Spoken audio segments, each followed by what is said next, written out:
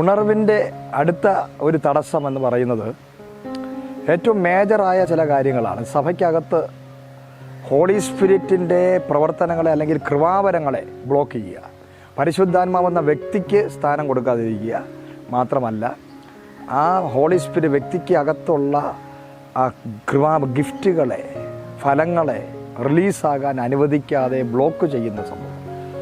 മാത്രമല്ല കൃപാവരങ്ങളെ മാത്രമല്ല 5 വിളികളെ, 5 fold ministry, ആ 5 ഫോൾഡ് മിനിസ്ട്രിയെ റിജക്റ്റ് ചെയ്യുക.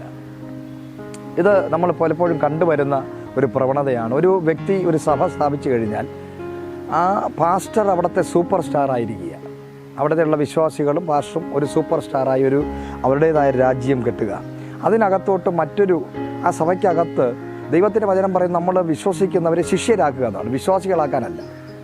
നമ്മൾ ചെയ്യുന്ന ഏറ്റവും വലിയ കാര്യം അവരെ 10, 25, 50 വർഷമുള്ള വിശ്വാസികളായി അവിടെ ഇരുത്തി സ്വോത്രക്കാഴ്ച വായിക്കുന്നു, അവർക്ക് മരണ അടക്ക ശുശ്രൂഷയും അവരുടെ കുഞ്ഞുങ്ങളുടെ മാമോദീസയും മുക്കി അവരുടെ കുഞ്ഞുങ്ങളുടെ കല്യാണം നടത്തി അവരുടെ വിദ്യാഭ്യാസത്തിന് വേണ്ടി അവരുടെ തലമുറകൾക്ക് വേണ്ടി പ്രാർത്ഥിച്ച് അവരെ മെഡിക്കൽ കോളേജുകളിലോട്ട് രോഗികളാക്കി അയക്കുക, രോഗികൾക്ക് വേണ്ടി പ്രാർത്ഥിച്ച് മെഡിക്കൽ കോളേജിൽ ഓപ്പറേഷൻ അയക്കുക. ഇതൊക്കെയാണ് ഇന്ന് സഭകൾ നടക്കുന്നത്. പക്ഷേ പുതിയ നിയമസഭ അല്ലെങ്കിൽ ദൈവം സ്ഥാപിച്ച സഭയ്ക്കകത്ത് ഇങ്ങനെ ഒരു പ്രവണതയല്ല ഉണ്ടായിരുന്നത്. ദൈവത്തിൻ്റെ സഭയുടെ ഏറ്റവും വലിയ പ്രത്യേകത അവിടെ മേശമേൽ ശുശ്രൂഷിക്കാൻ നിന്നവർ പോലും പിന്നെ ഫിലിപ്പോസും സ്തേഫാനോസും ഒക്കെ പട്ടണങ്ങളെ ഷെയ്ക്ക് ചെയ്യുന്ന റിവൈവലിസ്റ്റുകളായി പുറത്തു വന്നു എന്നുള്ളതാണ്.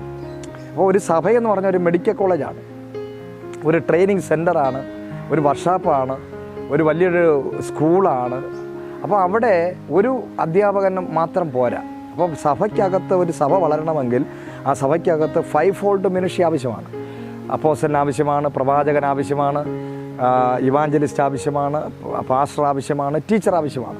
ഈ 5 വിളികൾ ഉണ്ടെങ്കിൽ മാത്രമേ അതിനെ ആക്ടിവേറ്റ് ചെയ്യാൻ നമ്മൾ അനുവദിച്ചാൽ മാത്രമേ ഒരു ദൈവസഭയിൽ റിവൈവൽ നടക്കത്തുള്ളൂ, ഒരു സഭ വളരത്തുള്ളൂ. ഒരു പാസ്റ്റർ എന്ന് പറയുന്ന ആ വ്യക്തിക്ക് അവിടെ നമുക്കറിയാം പാസ്റ്റർ കോളിംഗ് എന്ന് പറഞ്ഞാൽ ആ വ്യക്തിക്ക് കൃപാവരം വേണമെന്നില്ല, ആ വ്യക്തിക്ക് പിന്നെ നല്ല പ്രാസംഗികനാണെന്നില്ല, അദ്ദേഹം നല്ല ചെവിയുള്ളവനായാൽ മതി. നല്ല രീതിയിൽ ആടുകളുടെ ശബ്ദം കേൾക്കുന്നവനാണ് പാസ്റ്റർ. ആടുകളെ മൈൻഡ് ചെയ്യുക, കെയർ ചെയ്യുക, അവർക്ക് ആവശ്യമായ പച്ച പുല്ല് കൊടുക്കുക, അവർക്ക് ആവശ്യമായ അവരുടെ ശബ്ദം കേൾക്കുക, അവരുടെ നിലവിളികൾക്ക്, അവരുടെ കരച്ചിലുകൾക്ക് അവരെ വഴി നടത്തുക. പക്ഷേ ഈ പാസ്റ്ററിന് ഒരിക്കലും ആത്മാക്കളെ നേടാൻ പറ്റത്തില്ല. ആത്മാക്കളെ നേടണമെങ്കിൽ ഇവാഞ്ചലിസ്റ്റ് വിചാരിക്കണം. ഒരു ഇവാഞ്ചലിസ്റ്റായ ഒരു വ്യക്തിക്ക് മാത്രമേ സഭയിൽ നിന്ന് എഴുന്നേറ്റ് പ്രസംഗിച്ച് വെളിയിലിറങ്ങി പേഴ്സണൽ ഇവാഞ്ചലിസവും അല്ലെങ്കിൽ മാസ് ഇവാഞ്ചലിസം ചെയ്ത് ആത്മാക്കളെ കൊണ്ടുവരാൻ പറ്റത്തുള്ളൂ. അപ്പോൾ ഇവാഞ്ചലിസ്റ്റന്മാർ എഴുന്നേക്കണം. ഒരു അപ്പോസ്തലൻ നമ്മുടെ ഉണ്ടായിരിക്കണം. അപ്പോസ്തലൻ ഉണ്ടെങ്കിൽ മാത്രമേ എല്ലാവരെയും അപ്പോയിൻ്റ് ചെയ്യാൻ പറ്റും. അവരുടെ വിളിയും തിരഞ്ഞെടുപ്പും, ഒരു സഭയ്ക്കകത്ത് പല വിളിയുള്ളവരുണ്ട്, വിളിയും തിരഞ്ഞെടുപ്പും ഉറപ്പാക്കണമെങ്കിൽ അപ്പോസ്തലന്മാർ വേണം. അപ്പോസ്തലന്മാരുണ്ടെങ്കിൽ മാത്രമേ മറ്റ് പല സ്ഥലങ്ങളിൽ ബ്രാഞ്ച് ചർച്ചുകൾ ഉണ്ടാകത്തുള്ളൂ. അപ്പോസ്തലന്മാരുണ്ടെങ്കിൽ മാത്രമേ അത്ഭുതങ്ങളും അടയാളങ്ങളും വീര്യപ്രവൃത്തികളും ചെയ്ത് അനേകരെ ശുശ്രൂഷകരാക്കി ലീഡേഴ്സാക്കി മിനിസ്ട്രി പിന്നെ ഡിസേപ്പിൾഷിപ്മെൻറ്റിലോട്ട് ആൾക്കാരെ കൊണ്ടുവരാൻ പറ്റത്തുള്ളൂ. അതോറിറ്റി ഉണ്ടാകും, ദേശാധിപത്യ ശക്തികൾ തകരത്തുള്ളൂ. അപ്പോൾ അപ്പോസ്തലിക അഭിഷേകമുള്ളവർ അവിടെ വേണം. രക്തസാക്ഷിയാകാൻ തയ്യാറുള്ള, യേശുവിന് വേണ്ടി മരിക്കാൻ തയ്യാറുള്ള അപ്പോസ്തലന്മാർ സഭയ്ക്കകത്ത് എഴുന്നേൽക്കണം. അതുമാത്രമല്ല പ്രവാചകന്മാർ വേണം. പ്രവാചകന്മാരെ ഇന്ന് പല സഭകളിലും റിജക്റ്റ് ചെയ്തിരിക്കുക. പേഴ്സണലായി ദൂത് വിളിച്ച് കേൾക്കാൻ എല്ലാവർക്കും ഇഷ്ടമാണ്. പക്ഷേ ഒരു സഭയ്ക്കകത്ത് പ്രവാചകന്മാരെ പലരും ഭയമാണ്. ജനങ്ങൾക്ക് പ്രവാചകന്മാരെ വേണ്ട, പാസ്റ്റർമാർക്ക് വേണ്ട സഭയ്ക്കകത്ത്. അല്ലാതെ പേഴ്സണലായി ദൂത് കേൾക്കാൻ ഇവരെയൊക്കെ വേണം.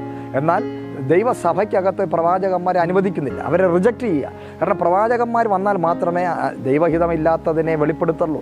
അവിടെയുള്ള പാപത്തെ, അവിടെയുള്ള ബലഹീനതകളെ, അവിടെയുള്ള കുറവുകളെ, അവിടെ ദൈവത്തിൻ്റെ ഹിതമില്ലാത്ത വ്യക്തികളെ, ആ ദൈവസഭയെ തകർക്കുന്ന ഇസബേലി ശക്തികളെ കണ്ടെത്തി, അവിടെയുള്ള ദുരുപദേശങ്ങളെ കണ്ടെത്തി അതിനെ അമർച്ച ചെയ്ത് ആ ദൈവസഭയെ ദൈവത്തിൻ്റെ ഹൃദയപ്രകാരമുള്ള സഭയായി തീർക്കുന്നത് പ്രവാചകനാണ്.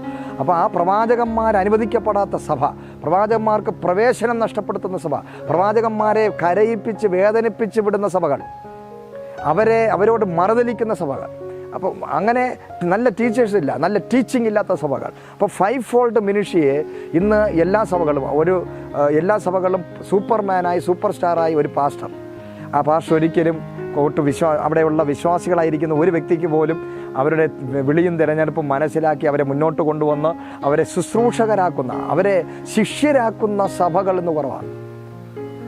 അപ്പോൾ അതിനാണ് ദൈവം നമ്മളെ വിളിച്ചിരിക്കുന്നത്. അങ്ങനെയാണെങ്കിൽ മാത്രമേ ആ സഭയ്ക്കകത്ത് റിവൈവൽ നടക്കൂ. അപ്പോൾ 5 ഫോൾഡ് മിനിസ്ട്രികളെ ബ്ലോക്ക് ചെയ്യാതെ അതിനെ റിലീസ് ചെയ്യുമ്പോൾ മാത്രമേ ആ ദൈവസഭ പൂർണ്ണതയിലെത്തത്തുള്ളൂ. ആ ദൈവസഭയ്ക്ക് കംപ്ലീറ്റ് ആയിട്ടൊരു വളർച്ച, അല്ലെങ്കിൽ മുരടിച്ചു പോകും. മുരടിച്ച് അനേക സഭകൾ ഇന്ന് ഫിഷ് ടാങ്കുകളായി, മുരടിച്ച സഭകളായി, കെട്ടിക്കിടക്കുന്ന വെള്ളം കെട്ടിക്കിടക്കുന്നത് പോലെ കെട്ടിക്കിടക്കുന്ന സഭകളായി 5 പേരെ വെച്ച്, 10 പേരെ വെച്ച്, 2 പേരെ വെച്ച്, 25 വർഷമായിട്ട് 25 പേരെ വെച്ച് അവർ കൊട്ടിയും പാടിയും ആരാധിച്ചുകൊണ്ടിരിക്കുകയാണ്. അവർ പറയുന്നത് ഞങ്ങൾക്ക് ഇത്ര മതി, ഇവരെയും കൊണ്ട് ഞാൻ സ്വർഗ്ഗത്തിൽ പോകും. നമ്മൾ ഹോൾസെയിലായിട്ട് സ്വർഗ്ഗത്തിൽ കൊണ്ടുപോകുന്നവരായി അവർ സ്വയം അവരോധിച്ചിരിക്കുകയാണ്. അവർ മറ്റുള്ളവരെ ആരെയും അക്സെപ്റ്റ് ചെയ്യാൻ തയ്യാറല്ല, അവർ ഉൾക്കൊള്ളാൻ തയ്യാറല്ല.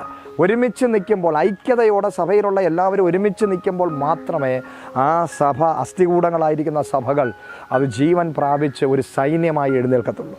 അതാണ് ദൈവത്തിൻ്റെ പ്ലാനും പദ്ധതിയും ദർശനവും. അത് സഭകൾക്കകത്ത് നടക്കുമ്പോൾ ആ സഭയ്ക്കകത്ത് റിവൈവൽ സ്റ്റാർട്ടാകും. God bless U.